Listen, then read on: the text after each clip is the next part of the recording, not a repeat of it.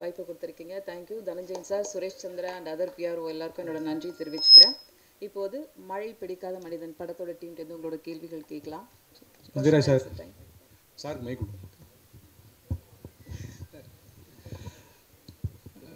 சத்ரேஷ் sir நீங்கள் தான் sir. ஆமாம் சார். சார் வாழ்த்துக்கள். 45 வருஷமாக நடிச்சிட்ருக்கீங்க. 45 வருஷம் இப்போவும் பிஸியாக நடிச்சிட்ருக்கீங்க. எங்களுக்கு ஒரு 3 படம் மாத்திரம் நீங்கள் நடிக்கீங்களா இல்லையான்னு ஒரு சின்ன தெளிவு வேணும். முதல் படம் இந்த எண்ணமா கண்ணு உங்கள் ஃபேமஸான வசனம், ரஜினி சார் கூட நடிக்கீங்களா? ஏன்னா நீங்கள் சிவாஜி படத்துலேயே அதில் வில்லனாக நடிக்க மாட்டீங்கன்னு சொன்னீங்க அப்படின்னு ஒன்று. அப்புறம் ஹிந்தியில் சல்மான் கானுக்கு வில்லனாக நடிக்கீங்களா? அப்புறம் முக்கியமாக கருப்பு சட்டை போட்டிருக்கீங்க. நீங்கள் அந்த காவி சட்டைக்காரராக நடிக்க போகிறதா இந்தியா முழுக்க ஒரு பேச்சு இருக்கே, நடிக்கீங்களா? இந்த 3க்கு விளக்கம் கொடுத்தீங்கன்னா போதும். இன்னும் ஏதாச்சும் கேள்வி இருக்கா?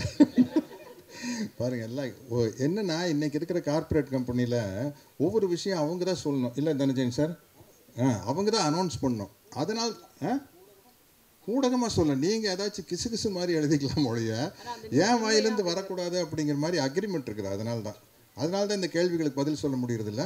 இந்த கூலி வந்துருச்சு இன்றைக்கி ஆன் போர்டு இல்லை சார்? ஆமாம், கூலியில் ரஜினி சார் படம் நடிக்கிறேன். அது அவங்க அனௌன்ஸ் பண்ணிட்டாங்க. மீதி கேள்விகளுக்கெல்லாம் அவங்க தான் சொல்லணும். நானாக முந்திரி கொட்ட மாதிரி சொல்ல இல்லை, அக்ரிமெண்ட் இருக்குது. அவங்க இப்போ தேவையில்லாமல் நம்ம மேலே கேஸ் போட்டிருப்பாங்க. அதுக்காக தான் சொல்கிறேன். விஜய் எதுங்க? அதுதான் அக்ரிமெண்ட்டு. இல்லை, அவங்க சைட்லேருந்து வரணும் அப்படிங்கிறது அவங்களுடைய அக்ரிமெண்ட். எதுங்க? இல்லை, அதையும் அவங்க தான் சொல்லணும். As it is. அவர் பிரைம் மினிஸ்டர் மோடி சார் இல்லை, அது இல்லைங்க. அது அப்படி யாரும் கேட்கல. ஆமாம், அப்படியே நடித்தாலும் நல்ல என்னுடைய நண்பன் இப்போ இல்லை, மணிவண்ணன் மாதிரி ஒரு டைரக்ட் பண்ணாங்கன்னா எல்லாம் ஆசிட்டிஸ் அப்படியே எடுப்பாங்க. இல்லை, விஜய் மில்டன் சார் அப்படியே எடுக்கிறா அப்படின்னாலும் கூட ஓகே. வெற்றிமாறன் மாதிரி, ரஞ்சித் மாதிரி, மாரி செல்வராஜ் மாதிரி டைரக்ட் பண்ணாங்கன்னா மோடி பயோபிக் நல்லா இருக்குன்னு நினைக்கிறேன். Right sir. Sir Vijay Milton sir உங்களுக்கு சார் சமீப நாட்களில் நிறையா படங்கள் விஜய் ஆண்டனி சாரை பார்த்துருக்கோம், வேறு ஷேட்ஸ். பட் அவரை தான் காஸ்ட் பண்ணணுன்ற ரீசன் என்ன? இந்த படம் என்ன சொல்ல வருது ஆக்சுவலாக விஜய் ஆண்டனி அவரை வச்சுக்கிட்டு? இல்லை, ஆக்சுவலாக விஜய் ஆண்டனி சார் தான் இந்த படத்துக்கு கரெக்டாக இருக்கும். இந்த படம் ஒரு விஜய் ஆண்டனி எப்போவுமே பார்த்திங்கன்னா ஒரு மூடியாக ரியாக்ஷன்ஸ் பெருசாக வராது. எல்லாமே உள்ளுக்குள்ளே தான் இருக்கும், வெளியே அவ்வளோவா வெளிக்காட்டிக்க மாட்டார். ஸோ அது நடிக்க தெரியாதுன்னு நிறைய பேர் தப்பாக பேசிகிட்டு இருக்காங்க சார். ஆக்சுவலாக அது எவ்வளோ பெரிய கஷ்டமான விஷயன்றது எங்களுக்கு தான் தெரியும். 3ஆம் பிறை படத்தில் ஆக்சுவலாக ஸ்ரீதேவி மேடமுக்கு தான் நேஷ்னல் அவார்டு கிடைக்கும்னு எல்லாம் நினச்சேன். ஆனால் கமல் சாருக்கு தான் கிடச்சிது. ஏன்னா அதுதான் ரொம்ப கஷ்டமான ஒரு ஆக்டிங். அது கேரி பண்ணுறது தான் ரொம்ப கஷ்டம், அதை ஹோல்ட் பண்ணுறது ரொம்ப கஷ்டம். இந்த படத்தில் விஜய் சார் அவ்வளோ அழகாக பண்ணியிருக்காரு சின்ன சின்ன விஷயங்கள். ஏன்னா இது ஸ்கோப்பே இல்லாத படம். ஒரு ஹேண்டிகேப்டாவோ கண்ணு தெரியாத ஆளாவோ நடிக்கிறது ஈஸி. அது ஈஸியாக 50% அந்த பாடி லாங்குவேஜை இது க்ரியேட் பண்ணிடும். இதெல்லாம் இல்லாமல் நம்மளுக்குள்ளே இருக்க ஒரு சாதாரண மனுஷன் அவனுக்குள்ளே ஒரு 1000 எமோஷன் இருக்குன்றதை ஃபேஸில் கொண்டு வரது தான் ரொம்ப கஷ்டம். இன்ஃபேக்ட் ரோமியோவில் விஜயானி மிக அழகாக நடிச்சிருந்தார். அது ப்ளூ சட்டை போட்டால் மட்டும் கண்ணு தெரிய மாட்டாங்க தான் என்னென்னு தெரியல எனக்கு.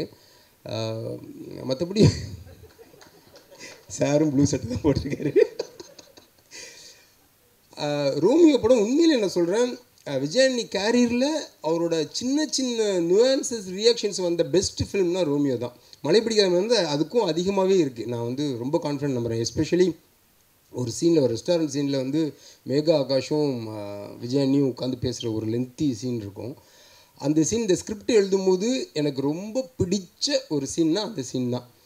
அந்த சீனை நம்ம நினச்ச மாதிரி ஸ்க்ரீனில் கொண்டு வந்துட்டால் நம்ம பெரிய டைரக்டர்னு நினச்சேன். அது அவ்வளோ அழகாக வந்திருக்கு. அதுக்கு 2 பேர் தான் காரணம்.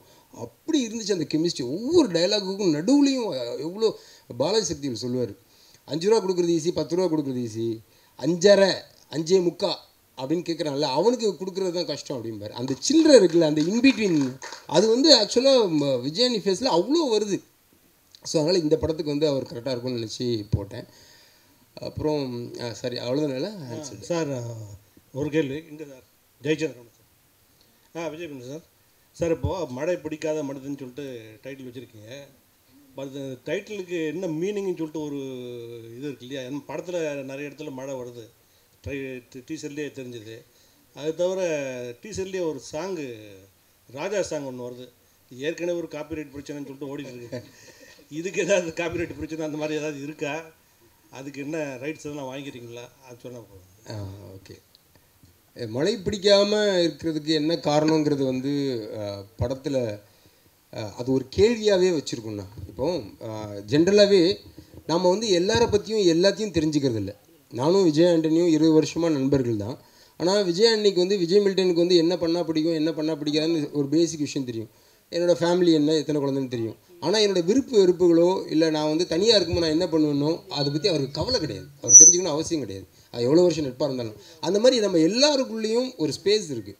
யாரை பற்றி எவ்வளோ தெரிஞ்சுக்கணுங்கிறது வந்து எவ்வளோ தூரம் ஒருத்தர் கூட ட்ராவல் பண்ணுறோமோ அதை பொறுத்து தான் அவரை பற்றி நம்ம புரிஞ்சுப்போம். அந்த மாதிரி இந்த படத்தில் விஜய் ஆண்டனிக்கு வந்து ஏன் மழை பிடிக்காது, இவன் யார் அப்படிங்கிறத வந்து ஒரு கேள்வியாகவே ஸ்கிரிப்டில் வச்சுருக்கோம். இதுக்கு வந்து எந்தளவு ஆன்சர் பண்ணியிருக்கோன்றது வந்து வியூவர்ஸ் சைடில் வந்து ஒரு பார்ட்டிசிபேஷனாக வச்சுருக்கோம். அதாவது எல்லாத்தையும் அன்டோல்டு ஏரியான்னு சொல்லுவாங்க. ஒவ்வொரு கதையிலையும் கதை வந்து எல்லாத்தையும் சொல்லிடும், கவிதை வந்து சொல்ல முற்படும். அந்த இன்பிட்வீன் கேப்ஸை வந்து வியூவர்ஸ் வந்து புரிஞ்சுக்கணும். அந்த மாதிரியான ஒரு விஷயம் வந்து இந்த படத்தில் நான் ட்ரை பண்ணியிருக்கேன். ஸோ அதனால் அது அந்த படம் பார்த்துட்டு நீங்கள் விஜய் ஆண்டனிக்கு ஏன் மழை பிடிக்காதுன்னு சொன்னீங்கன்னா I will be happy. Vijay Antony sir கொஞ்சம் டைம் கொடுங்க. அதில் ஒரு சின்ன டிஸ்பியூட் போயிட்டுருக்கு. 2 பேரை கிளைம் பண்ணுறாங்க அந்த காப்பிரைட்டு. அதை சார்ட் அவுட் ஆகிடும் நினைக்கிறேன் இன்னைக்குள்ள. விஜய் ஆண்டனி சார் ஒரு சைடில் அவங்க சொல்கிறாங்க, ஒரு சைடில் மியூசிக் கம்பெனி சொல்கிறாங்க. டீசரில் வந்து இருக்கணும்னு டைரக்டர் ஆசைப்படுறாரு. சார்ட் அவுட் பண்ணிவிட்டு நாங்கள் சொல்கிறோம். விஜய் ஆண்டனி சார் இந்த படத்தில் ப்ரொமோ ஒன்று போட்டாங்க, டைரக்டர் நடித்த மாதிரி. அதில் ஒரு டைலாக் வருது, முதல் சீன்லேருந்து கடைசி சீன் வரைக்கும் ஒரே மாதிரி நடிக்கிறாருன்னு. உங்கள் நண்பராக இருந்தாலும் எப்படி அந்த சீனை நீங்கள் விட்டீங்க? கலாச்சிருக்காரு உங்களை? ஆல்மோஸ்ட் அதான் பண்ணுறேன் சார் ஆக்சுவலாக. இல்லை ஐ எம் சாரி. இல்லை அதாவது சார் தேங்க்யூ சார். சார் நம்ம சச்சின் டெண்டுல்கரை பார்த்து என்னையே ஆடுறேன்னு நம்ம தைரியமாக கேட்கலாம் சார். ஏன்னா அவர் எவ்வளோ ஆடுவாரும் உலகத்துக்கே தெரியும். அந்த மாதிரி எனக்கு ஒரு கான்ஃபிடென்ட் இருக்குது. அந்த சீனை பண்ணிவிட்டு ஃபஸ்ட்டு நான் அவருக்கு அனுப்பிச்சதே அதுதான். சார் இது வேணுமா? ஏன்னா ஊரில் இருக்க எல்லா மடையங்களும் உங்களுக்கு வந்து நடிக்க தெரியலன்னு சொல்லிட்டு இருக்காங்க. அதுக்கு காரணம் வந்து நீங்களே வந்து சார் எனக்கு நடிக்க தெரியல சார், எனக்கு வராது சார், நான் வந்து ஒரு இன்ஜினியர் தான் சார், மியூசிக் வராது நீங்களாக சொல்லிக்கிறீங்க சார், ஆனால் உங்களுக்கு எல்லாம் தெரியுன்றது எனக்கு தெரியும். அப்படி சொல்லாதீங்க வெளியே. இந்த படத்தில் அதை நம்ம சொல்லணுமா வேணாமா நீங்கள் டிசைட் பண்ணுங்க. தயவு செஞ்சு சொல்லுங்கன்னு அவர் தான் சொன்னார் சார். அதான் நான் நேச்சுரலாக இருக்கேன் சார். எனக்கு கோவம் வந்தால் எப்படி இருக்கும், நான் சிரிச்சா எப்படி சிரிப்பேன், நான் காமெடி பண்ணால் எப்படி இருக்குன்ற மாதிரி. நான் இதை எனக்கு தெரியலன்னு சொல்கிறேன்னா மைக்கேல் மேன காமராஜன் ஒரு படம் பார்த்தேன் சார். ஆக்சுவலாக அதை பார்த்துட்டு இருக்கும்போது நம்ம தெரியும்னு சொல்கிறது வந்து தவறு ஆக்சுவலாக. ஸோ அது வந்து வேறு. நான் மியூசிக் சைடில் கூட நீ இன்றைக்கும் யார் கேட்டாலும் தெரியாதான் சொல்வேன். நான் சிம்பனி, ராஜா சாரோட கம்போசிஷன், அவரோட ரீரெக்கார்டிங் பேட்டர்ன் அதெல்லாம் பார்த்துட்டு கம்பேர் பண்ணிட்டு நான் வந்து சொல்கிறேன். இப்போ தெரியலன்னு சொல்கிறது ஒன்றும் தவறு இல்லை சார். தெரியலன்றதுக்கான அது எதுக்கான முதல் ஸ்டெப்புன்னா தெரிஞ்சுக்கிறதுக்கான முதல் ஸ்டெப்பு சின்ன ஒரு குழந்தைத்தன்மை நம்மக்கிட்டே இருக்கும். ஆக்சுவலாக எப்போவுமே தெரிஞ்சிச்சுன்னு சொல்லிட்டிங்கன்னா அப்படியே போர் அடிச்சிடும் வாழ்க்கையே. இப்போ தெரிஞ்சிச்சுன்னு சொல்லிட்டு அதுக்கப்புறம் என்ன இருக்குது லைஃப்பில்? ஒன்றுமே இல்லை. தெரியலன்னும் போது அது என்ன, இந்த எதுக்கு நீங்கள் படத்தை பார்க்க வரீங்க? உங்களுக்கு தெரியல படம் பார்க்க வரீங்க. ஆக்சுவலி நாளைக்கு எதுக்காக நீங்கள் ஒரு ஃப்ரெஷ் எக்ஸ்பீரியன்ஸ்க்காக போகிறீங்க? தெரியலன்றதுக்காக தெரிஞ்சுக்கிறதுக்காக போகிறீன்ற மாதிரி என் லைஃப்லேயும், என் கேரியர்லேயும், என் நடிப்புலையும், மியூசிக்லேயும், லைஃப் எல்லாத்துலேயுமே வந்து தெரில அப்படின்ற விஷயத்த பர்பஸ்ஃபுல்லாக இல்லாமல் தாட் ப்ராசஸில் வித்தியாசமாக அப்ளை பண்ணி பார்க்குறேன். நல்லா இருக்குது. சின்ன ஒரு க்ரோத் இருக்குது. ஃப்ரெஷ்ஷாக ஃபீல் பண்ணுறேன். குழந்த மாதிரி இருக்கேன் இந்த வயசுலையும். அந்த தாட் எனக்கு இருக்குன்றதுனால அது தெரியலன்றதுக்கு டேர்ம் அதான் சார். ஆக்சுவலி தாட் ப்ராசஸில் தெரியலன்னு சொல்கிறீங்க. ஆமாம். பட் உங்கள் சாங்ஸில் வந்து ஒரு கேட்சி ஃப்ரேஸ் ஒன்று நீங்களே கொண்டு வருவீங்க. அந்த கேட்சி ஃப்ரேஸ் பெரிய ஹிட் ஆகும். அது எப்படி அதை வச்சு தான் ஒரு கேள்வியை, இந்த கேட்சி ஃப்ரேசஸ் வரிகள் அதுதானா இசை தானா, எது வந்து இன்னைக்கு ஒரு கான்ட்ரோவர்சி பெருசா ஓடிக்கிட்டு இருக்கு. யாருமே ஸ்ட்ரெயிட்டா பதில் சொல்ல மாட்டேன்றாங்க. 2 கண்ணும் தேவைன்றாங்க, 2 கையும் தேவைன்றாங்க. யாராவது ஒருத்தர் கட்ரோட்டா இதுதான்ப்பா அப்படின்னு சொல்றதுக்கு தயங்குறாங்களா, இல்லை எது உண்மை? இந்த வெளியில் விழுந்து இதயம் நுழைந்து உயிரில் கலந்த உறவேன்னு ஒரு பாட்டு கேட்டிருப்பீங்க இல்லையா? ஆக்சுவலாக அதில் 2மே கட்டி பிடிச்சிட்டு இருக்கும். இசையும் பொண்டாட்டி புருஷன் மாதிரிங்க ஆக்சுவலாக. ஒரு ஸோ இதில் பொண்டாட்டி பெருசா புருஷன் பெருசான்னு கேட்டால் 2 பேரும் தான், உறவு தான் முக்கியம். ஆக்சுவலி ஒன்று தாண்டி ஒன்று. வெறும் சிம்பனி பொறுத்த வரைக்கும் பார்த்தீங்கன்னா மியூசிக் தான். படத்தில் ரீரெக்கார்டிங் பொறுத்த வரைக்கும் மியூசிக் தான். ஸோ பாட்டுன்னு வரும்போது அதில் வந்து கண்டிப்பாக லிரிசிஸ்டோட கான்ட்ரிபியூஷன் இருக்குது. எல்லாம் சேர்ந்தது தான். ஏதோ சின்ன விஷயத்தில் ஏதோ சொன்ன விஷயத்த பெருசாக தவறுதலாக புரிந்து பரப்பப்பட்டுருக்கு. ஆனால் அதை கிரியேட் பண்ண 2 பேருக்குமே தெரியும். ராஜா சாருக்கும் தெரியும், வைரமுத்து சாருக்கும் தெரியும். அவங்க தெளிவாக தான் இருக்காங்க. நிறைய பேர் இங்கே கன்ஃபியூஸ் ஆகி அதை பற்றி ஒரு வதந்தி கிளப்பிட்டுருக்காங்க. நம்ம கூலாக இருக்கலாம், தப்பு இல்லை.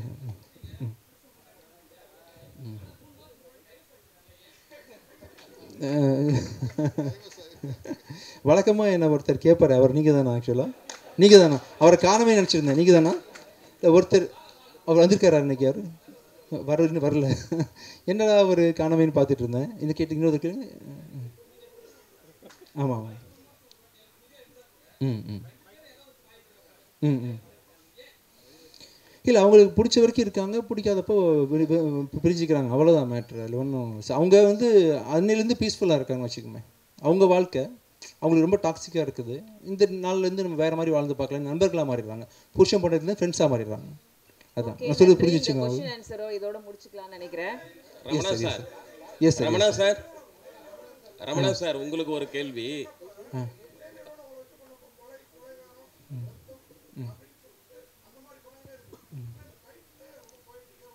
ஆமாம் சார், டேரக்டர் தான். ஆமாம் ஆமாம்.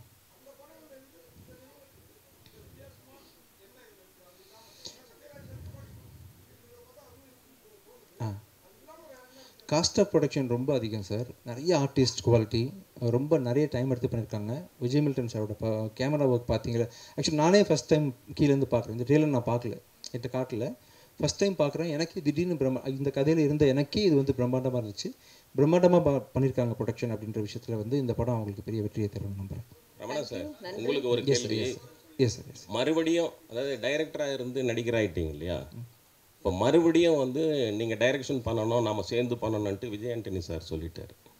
இப்போ நீங்கள் மறுபடியும் டைரக்ஷன் பண்ண வந்தால் அவருக்கு என்ன மாதிரி கதை வச்சுருக்கீங்க, என்ன மாதிரி